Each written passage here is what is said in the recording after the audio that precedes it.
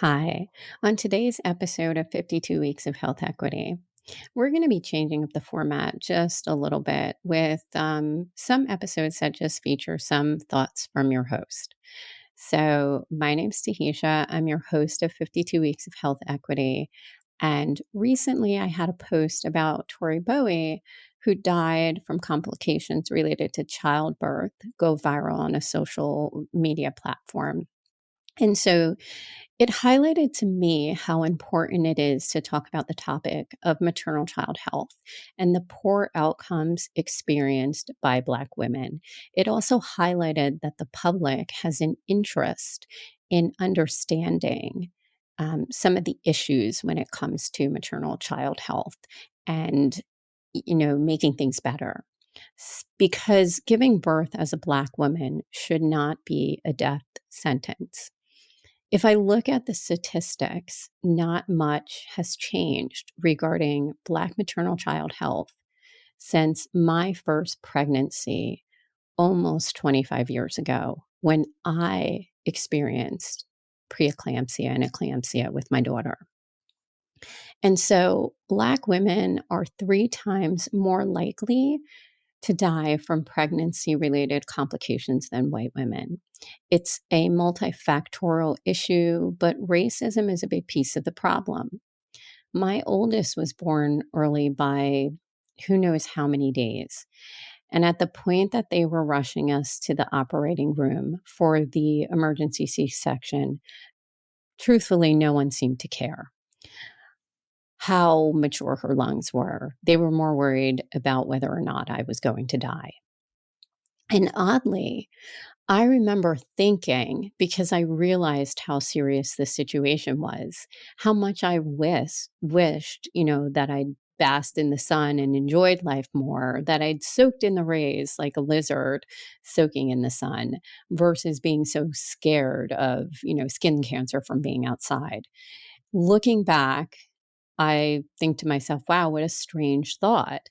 But at the core of that is the idea that I was hoping and wishing that I would have more time in my life to enjoy my life because it was such a serious moment. But the story of my pregnancy is really a story of medical clinicians and providers missing all of the key signs or many of the key signs that were showing I was having an issue. Now, in no way do the complications and symptoms that I experienced mimic Tori Bowie's experience or what happened to her. But classically, some of the things that I did experience are signs and symptoms of a person who's developing preeclampsia or issues with their blood pressure. So I gained over 100 pounds with my first pregnancy. My body ballooned out of control and became almost foreign to me. There were times I felt completely numb to the process. It seemed surreal, some type of fiction that was happening to someone else. Because whether I ate well or poorly, every prenatal visit after the end of my 6 month, the scale went up. And I remember meeting each OBGYN at the practice so I could, quote, get to know them. I was told it would help if I had a relationship with each one of them so I could be comfortable with all of them. After all, any one of the three could be on call when I went into labor. And they told me, it would be luck of the draw who I would end up with, who would deliver. And I think a lot about luck in healthcare. I think a lot of times we get lucky when we rescue people, and it's a matter of luck sometimes how you do in our healthcare system because of some of the systems of oppression or systems that we have in place that tie our hands sometimes as providers. So for myself, visits when I was pregnant consisted pretty much of the same thing. They would do vital signs, weight check, questions about how I was feeling. So, it felt very much like a checklist. And it was said like a checklist, not really meant to be explored. And if one understands what I mean by saying it like a checklist, you get it. As time went on, I it would come to include reminders to watch my weight, to control my habits. And that was the getting to know them. On my part, it involved mainly very tentative questions. And so it went. I fearfully asked some questions and anxiously stewed on others because often I felt when I was asking questions dismissed as if I should know. So, like, why did I keep gaining weight? Why did I feel like I might burst, like an overfilled balloon? Um, was it supposed to feel like this? Was I supposed to feel like I was slowly being crushed? And why don't I recognize this body? And I had this sensation that during my pregnancy with my daughter, that it was a punishing and grueling experience for my body. And I started to wonder, like, does bringing life often feel like dying because you're giving birth to something? Was it some type of entry price that I had to pay to become a mother? To feel ignored, unseen, to finally appreciate my own mother. And that's how I felt often going to my doctor, that they really weren't listening. And I look at pictures from then and think, how did no one see? My face at one point was so swollen that my what is normally sharp nose had practically merged with my cheeks. And after time, those questions just kept staying under the surface. I stopped trying to voice them. I never voiced them loud enough. And if I did, it was in quiet whispers. They rattled around in my head, banging about, begging me to ask at times boldly. But I didn't because I did not feel like I had a relationship with my providers because I never felt seen. And I wasn't particularly young with my first pregnancy. I was older than my four mothers. I was 24 when I got pregnant with my daughter and 25 when I delivered her. So I was younger, but I was a whole 4 years older than my own mother. And looking back, I was also very naive. I'd been brought up with a very paternalistic view of medicine. And I at that time never imagined that bias or racism was part of the reason they didn't hear me or want to hear me. But looking back, I know that, that was a piece of it. And as time went on, I began to feel it was a piece of it. But I, at that point, did not know how to call that out. I also was living under this false assumption then that if something was wrong, wouldn't they know? Wouldn't they know even before me? Because they were the doctors. Once again, that's that paternalistic view in medicine that I'm waiting for them to tell me that I'm waiting and should not doubt them. And for some reason, I just kept thinking that they were going to sense, they were going to see, they were going to notice, they would realize that something was going wrong and everything would be fine. That eventually my quiet whispers would resonate with them. It wasn't. They didn't. Instead, I continued to expand. The scale went up. I only got worse. I only felt more unseen, more dismissed, more alone. And I started to just tuck my questions and my fear down even more. Because when I was heard, their answers patronized and dismissed me. So, for example, I didn't probe deeper. when one OBGYN told me I needed to eat less fried chicken, or when the one petite white provider asked me if I understood things like Kool-Aid were sugary drinks and had empty calories. I remember holding my tongue, and I cried later. I cried because no one listened when I spoke. Cried because I began to understand that they did not see me as a first time mom wanting support and information so I could nourish and grow a healthy baby. I was someone to be reprimanded. I was someone to be dismissed because obviously whatever I was doing was what was causing the issue. And my quietness was interpreted as ignorance and apathy versus trying to be kind of respectful and listening. So I had told them I didn't eat meat. When I was younger in my 20s, I was vegan. And I had said that when I, filled out my paperwork. I said it over and over again. I don't eat meat. But they never asked me about that. They never asked me if my vegan diet was enough to be getting nutritions. They never asked me any questions about that. Instead, they asked me about fried chicken. And I am laughing because, it's more of a sad laugh. I don't find it funny, but fried chicken, right? I'm vegan, and your response to seeing my weight go up on the scale is like, I'm doing something wrong.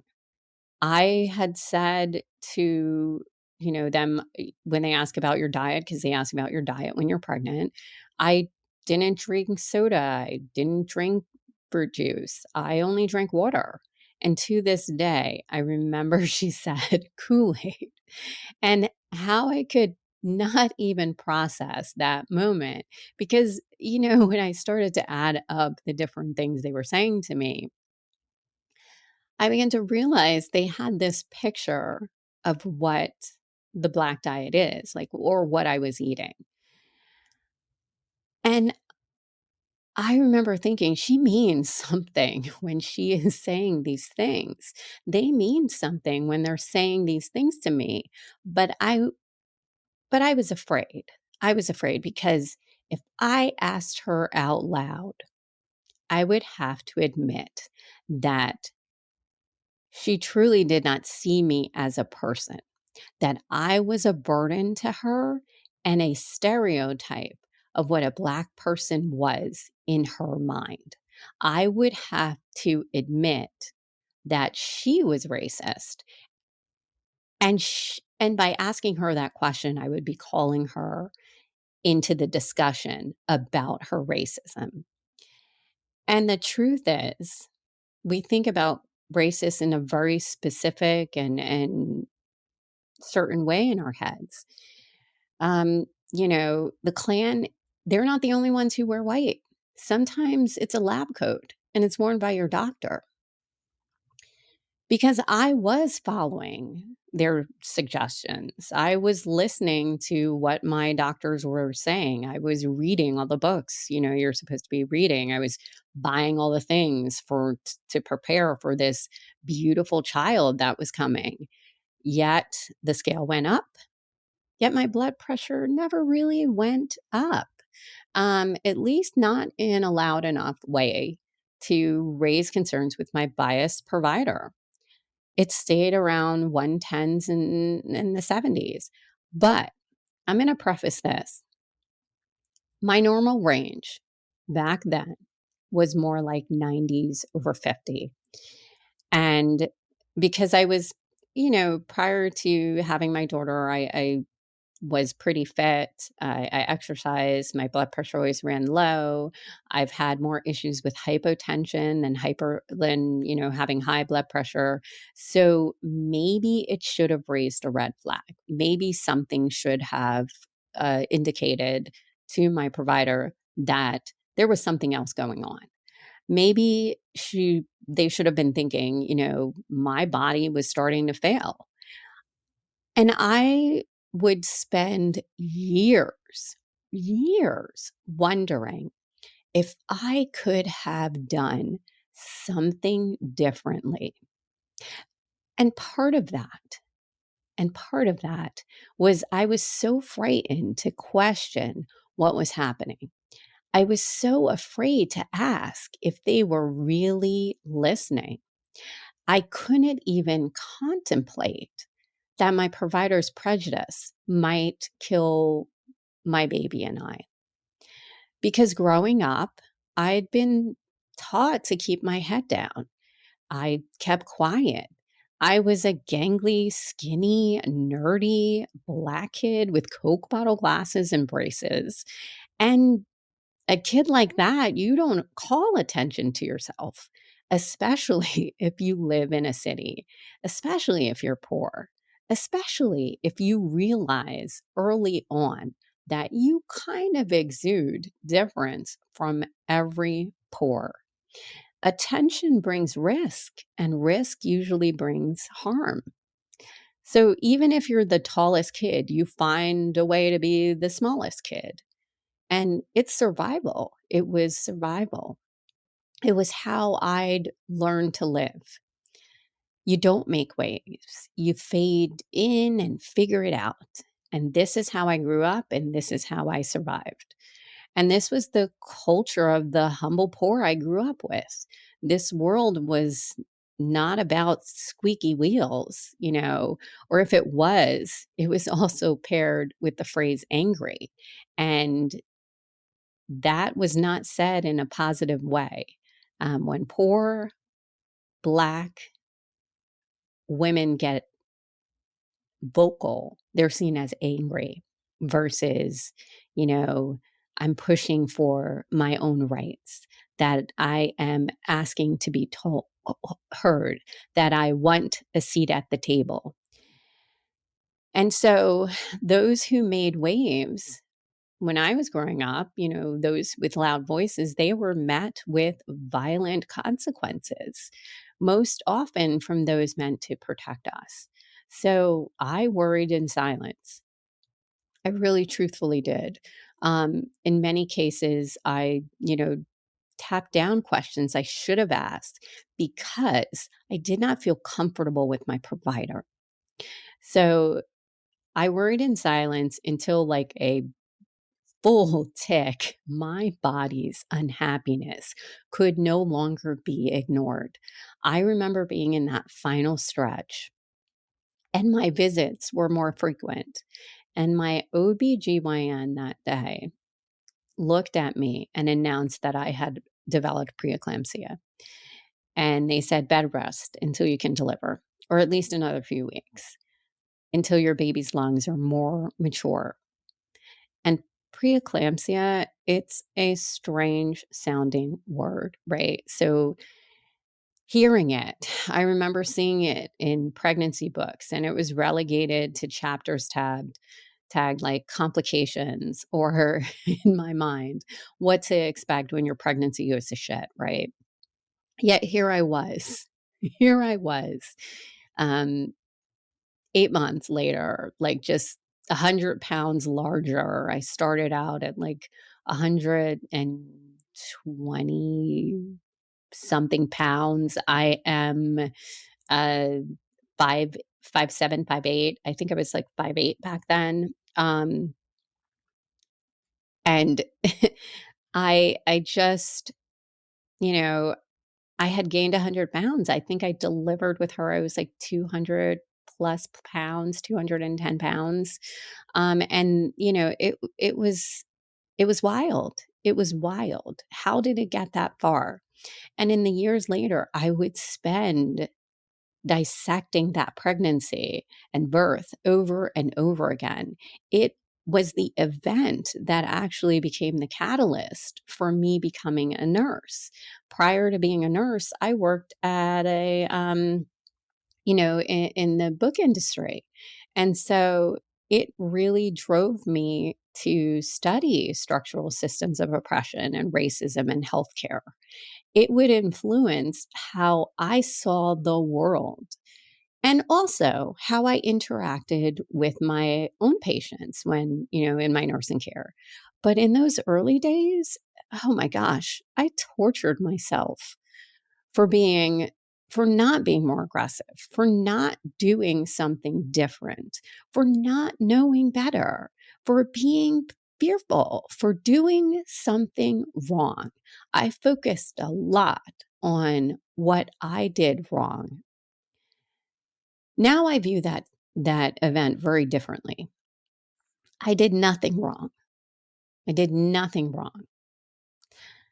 And in the end, it was luck that we both survived, my daughter and myself.